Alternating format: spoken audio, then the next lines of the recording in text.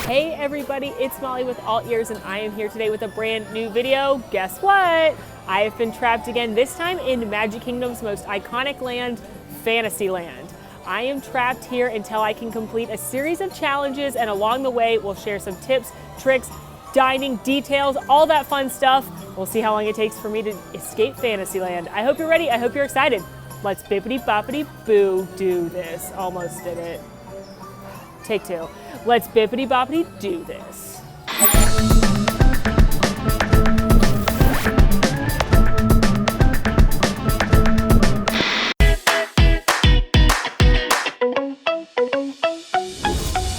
If you've never seen one of our Trapped videos, I am stuck in one land and one land only, and I have to complete a series of challenges given to me by a producer. If I cannot do a challenge for whatever reason, I don't know the answer, I can't complete it, then I have to do a punishment. And I have to keep going through all of the challenges and punishments until I finish all the challenges, and then I am able to escape back into another land in the Magic Kingdom. Okay, challenge number 1.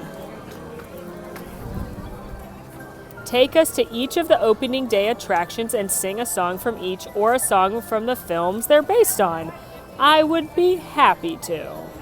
For the first of the opening day attractions, Magic Kingdom opened up on October 1st, 1971, and a lot of the opening day attractions are still here, including It's a Small World, the family boat ride through the world of dolls as they sing to you a special song that I will sing to you now. It's a world of laughter, a world of tears. It's a world of hopes and a world of fears. There's so much that we share, and it's time we're aware. It's a small world after all. Sing it, friends. It's a small world after all. It's a small world after all.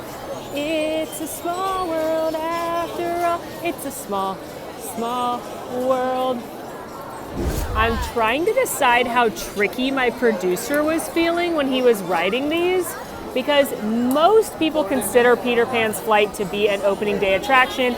It was on the opening day map, but it wasn't actually able to open until 2 days later. So technically, I don't think it was one, but also everybody considers it one.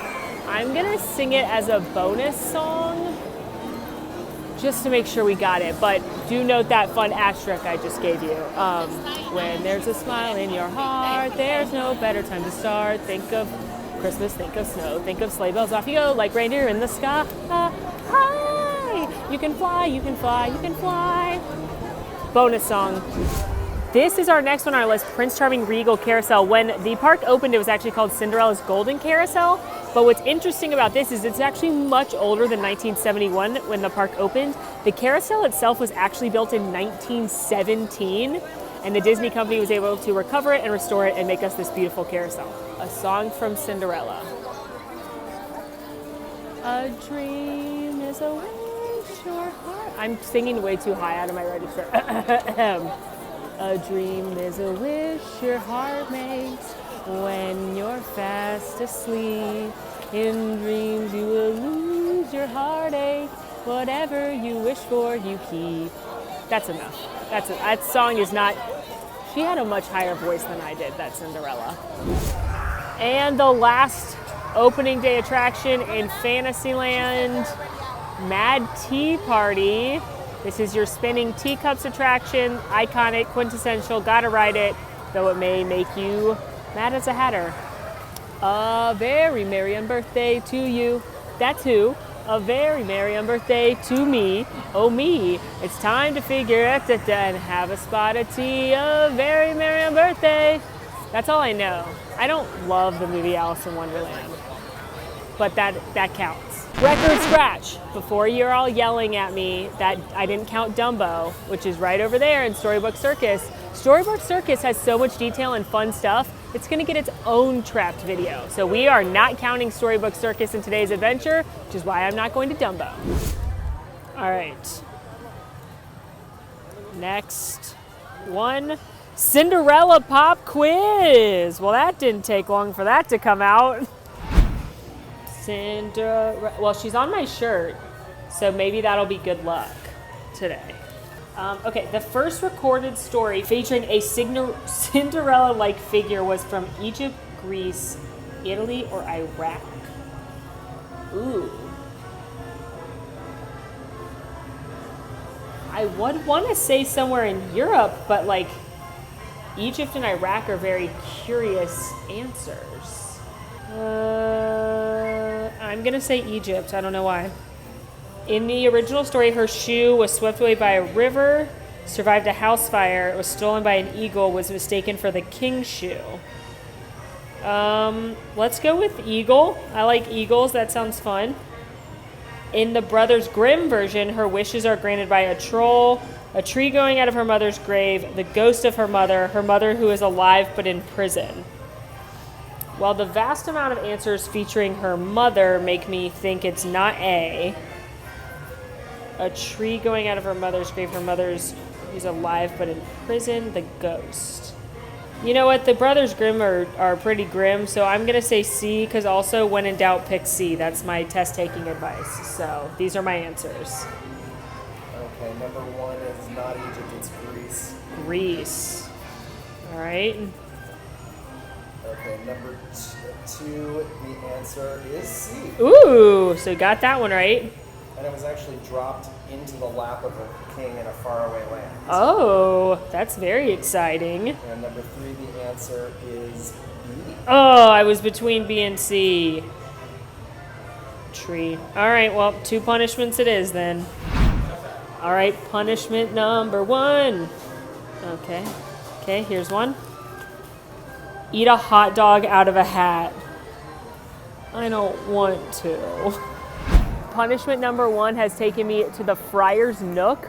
It's a little snack stand right here in Fantasyland, what I do like about it is it's themed after Friar Tuck. That's who it's named after, from Robin Hood, and like there's not a lot of Robin Hood love, so I appreciate that.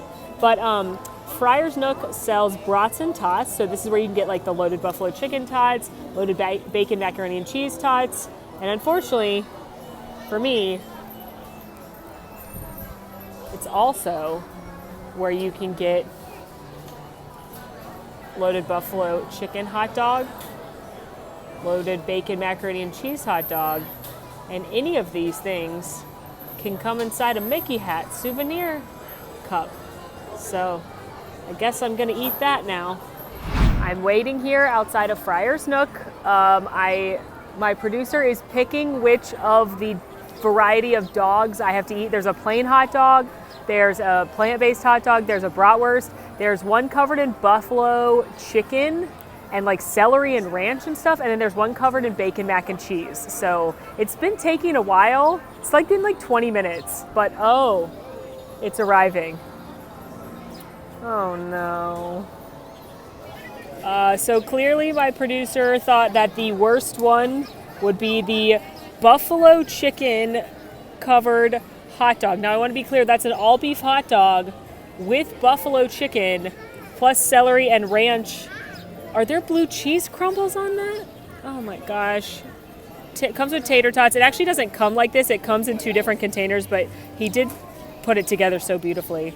And this is a cold brew, because I think he knows what a disaster this is, so that's kind.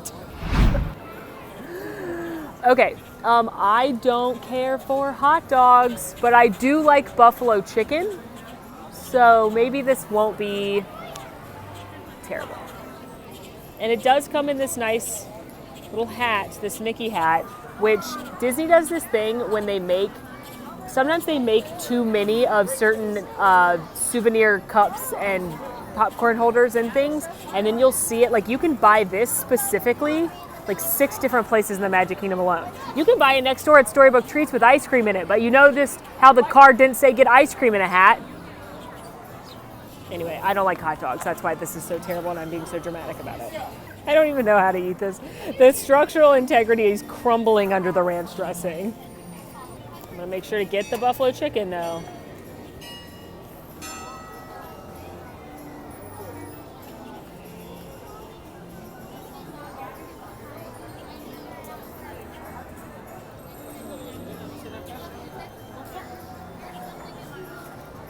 It's so bad. So bad.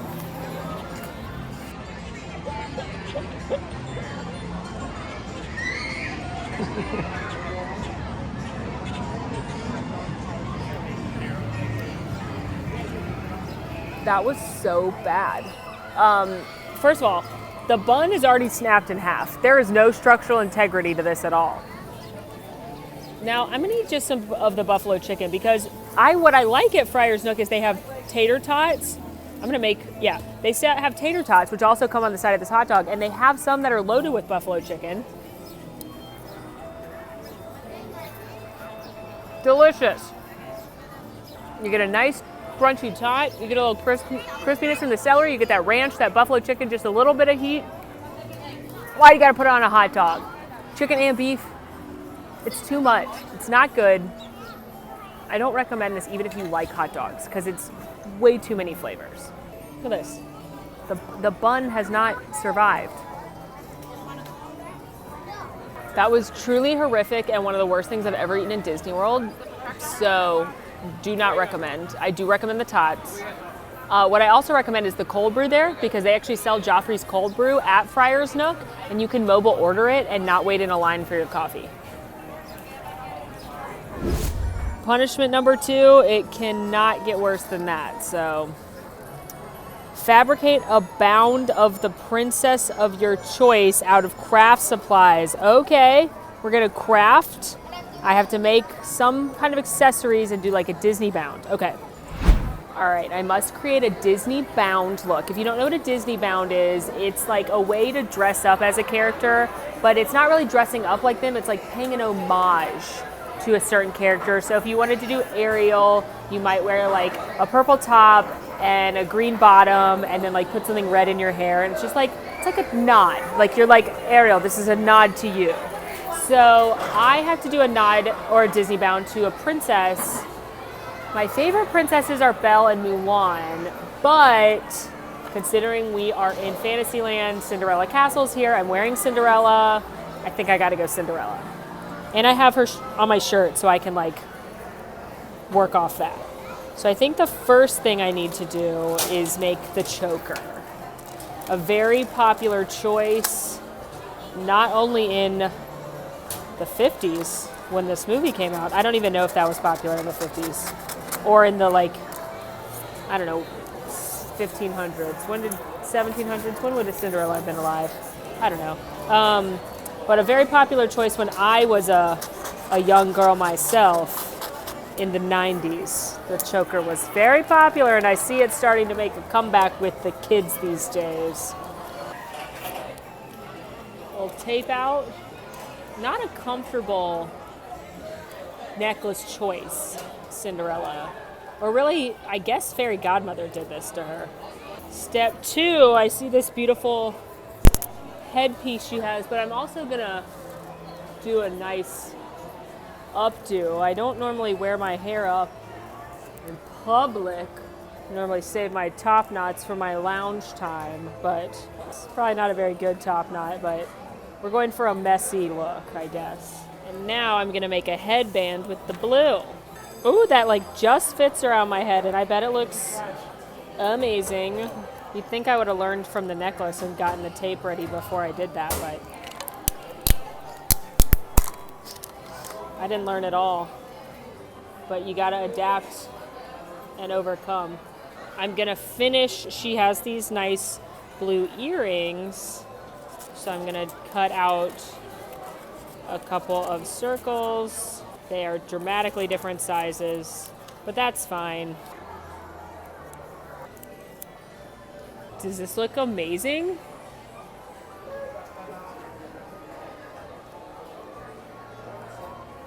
Cinderella bound. All right, next challenge. Completed my punishments. Got a new look. Find a Randy Pausch quote. Am I saying that right? Pausch? Pausch? Pausch? I know exactly where it is. I just don't know how to say his name. I think it's Pausch. Pausch. All right, let's find it.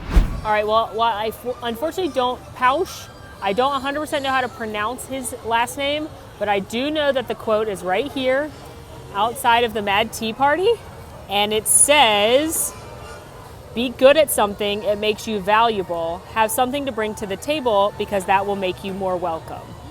And Randy Pausch was a computer science genius. He did work with Disney on virtual reality, but he's probably most known for a book that he wrote and a talk he did called The Last Lecture before he passed away of cancer. So you may have heard of that or may have read his book, but he does have a quote right here in Fantasyland. Okay, next one. Go to Sir Mickey's and tell us what the store is themed after. With pleasure. Sir Mickey's is right here. It's a merchandise shop that sells a lot of primarily princess merchandise, dresses and pins and dolls and things. But it is actually themed after Fun and Fancy Free, which is one of the films from the 40s where Disney kind of did shorts and then smashed them all together. Primarily, Sir Mickey's is themed after Mickey and the Beanstalk, because the Beanstalk's actually growing out of the shop. And if you pop in here, you can see Willie the Giant himself, and he is rocking a most righteous bowl cut, which I think was a choice between him and his giant barber, but I don't know if it was the right choice, but it was a choice. And then what I love, little detail a lot of people miss, is over here behind the register is actually our little pal, Mickey Mouse over here. How cute is he? There's also artwork right here from the Fun and Fancy Free. This is from Brave Little Tailor. That is the first, the cartoon short. Mickey didn't have a tail, oddly enough, in that one. But Willie the Giant is actually in both of those shorts. So it's kind of Willie the Giant themed, if you will. Show us a Harper Goff tribute. Okie dokie. I am headed into New Fantasyland. This was part of the expansion in 2012, the largest expansion this park has ever seen. That's when they added Enchanted Tales with Belle, which at time of filming still not reopened, but that is that interactive show with Belle herself. And then they added Be Our Guest Restaurant, which is a currently just full service dining, but normally it's quick service for breakfast and lunch and table service for dinner. But it puts you inside the Beast Castle, very fun. Then they added all of this section with Beauty and the Beast, and they added Under the Sea Journey of the Little Mermaid, the Little Mermaid attraction. They added Seven Dwarfs Mine Train, and that's also when they added Storybook Circus, which again, we will do a Trapped there at another time. Right here across from the Under the Sea Journey of the Little Mermaid attraction, you have this Disney Vacation Club kiosk, and you will see up on the sign that one, there's a hidden Mickey, and two, it's called H. Goff Cartography. That is a nod to Imagineer Harper Goff. Harper Goff is primarily known for his work on 20,000 Leagues Under the Sea. He was one of the artists that worked on that and helped with all the inventions that they needed for the technology. But the way he met Walt Disney was actually very interesting. Ol Harps, as his friends probably called him, had been on a toy model of a train in a London toy shop, and Walt Disney came in and was like, yo, I want that train. And they were like, sorry, mate, someone else has already put their name down for that one. I'm so sorry to anyone from the UK. That's atrocious. I cannot do accents. I will stop. But they were like, sorry, dude, can't get that train. Somebody else bought it. And Walt Disney's like, I'll give you a lot more money for it, and also tell me who that was. And they ended up meeting because Walt Disney was like, who is this person who is also as interested as I am in this toy train? And it ended up being Harper Goff. And then Walt Disney was like, hey, you like trains, I like trains, come work for me. And that's a very abridged version of that story. But yeah, they met because they were both bidding on the same model train. Okay, next challenge. Who is winning the darts game? Great question. Let's go find out. Where there is a tavern, there are darts. And here at Gaston's Tavern is no different. This is a little snack shop that serves that gigantic cinnamon roll that's so good. It has the Le Fou brew, which is that non-alcoholic slush. But there's also really awesome decor we're gonna go scope out.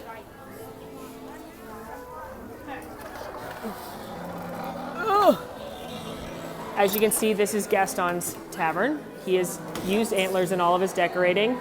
All over there, the giant and beautiful portrait of himself. Look at this nice number. It's complete with a coonskin cap. But we are gonna go check out the darts game. This is a really good snack spot. Great spot for breakfast. Get yourself that giant cinnamon roll for breakfast. You will not regret it. But okay, here's the dart game.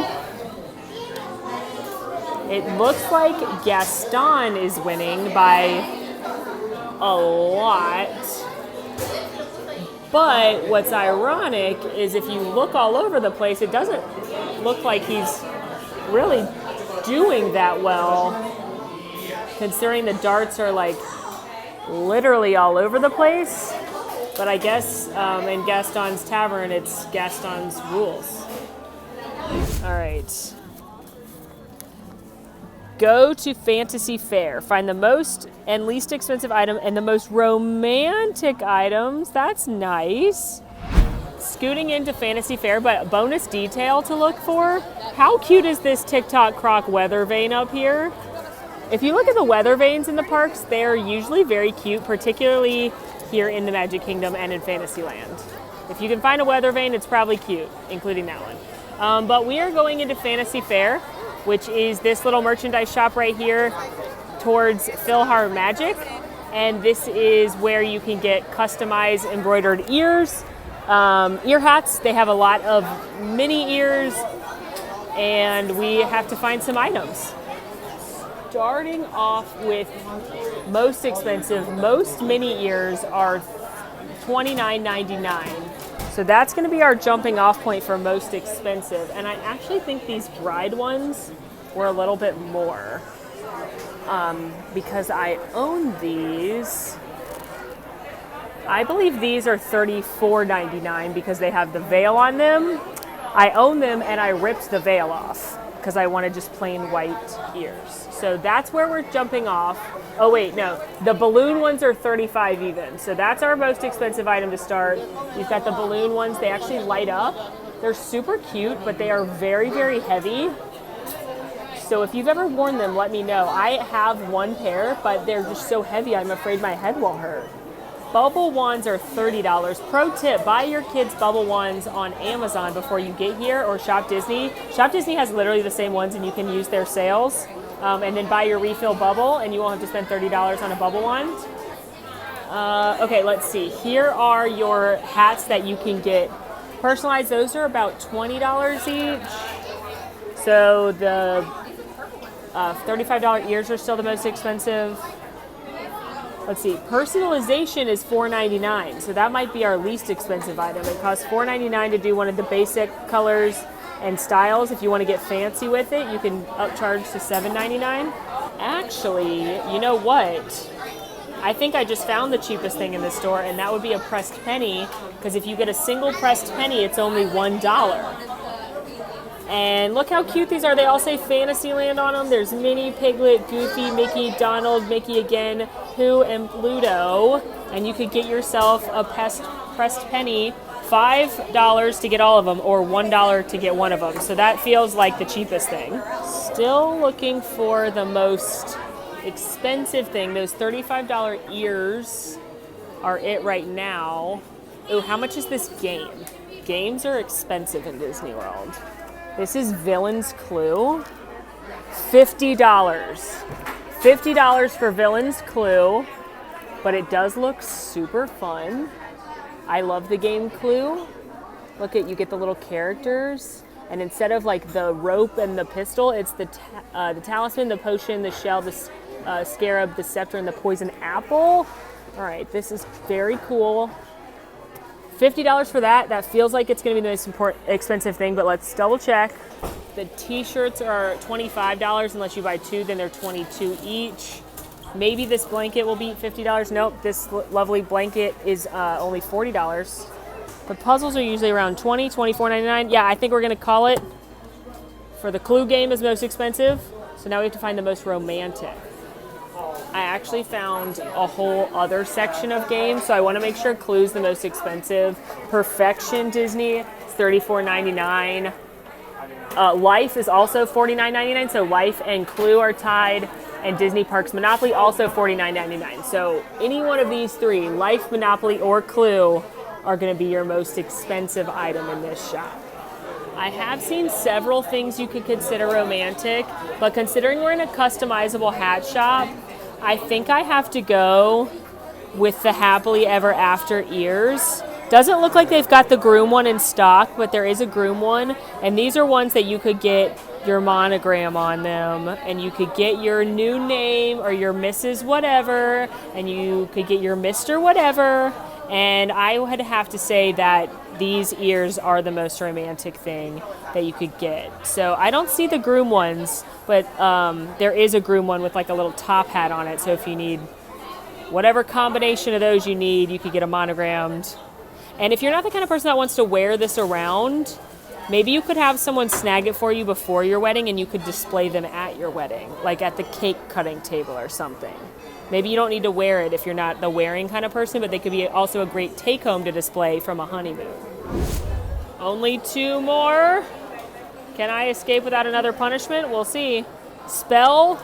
It's an auditory clue and provide the original definition of. Okay. What do I have to spell? Prince Charming. Prince Charming. Regal Carousel. Prince Charming Regal Carousel. Okay.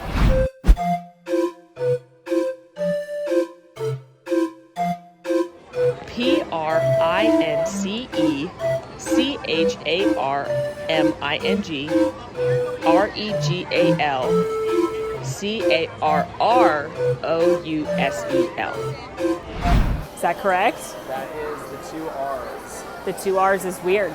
So an unusual spelling. Old English. Yeah. So now I have to guess what carousel used to mean. Yeah. Carousel. A rotating thing for meat. I bet it had to do with meat. Like a carousel of meat at the butcher shop would be just like meat on swinging by. Is that right? It's actually an exhibition or tournament where horsemen do rotations in a circle. Oh, that's very fitting for a carousel. It's an exhibition or tournament where horsemen do rotations in a circle. I understand why that is now called a carousel, and I also understand that I now have to do a punishment. Punishment for my carousel failure. Throw a fit for 1 minute over the fact that I didn't get to ride Cinderella's horse. All right. Over here at the Prince Charming Regal Carousel, there is one horse that I like to ride in particular.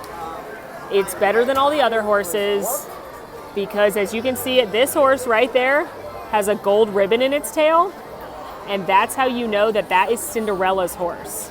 So when I do ride the carousel, I will push you out of the way. I'm sorry, but I like to ride on Cinderella's horse. So I have to now throw a fit that I didn't get to.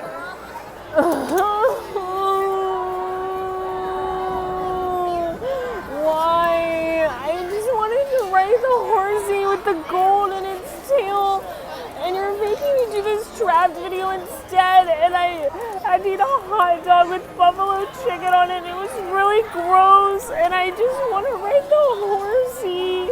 It's so pretty. It has gold in its tail, and I don't know why I can't ride it right now, and you're making me do a mean video, and I have my hair up, and I can't wear my ears, and I just wanted to ride the horsey.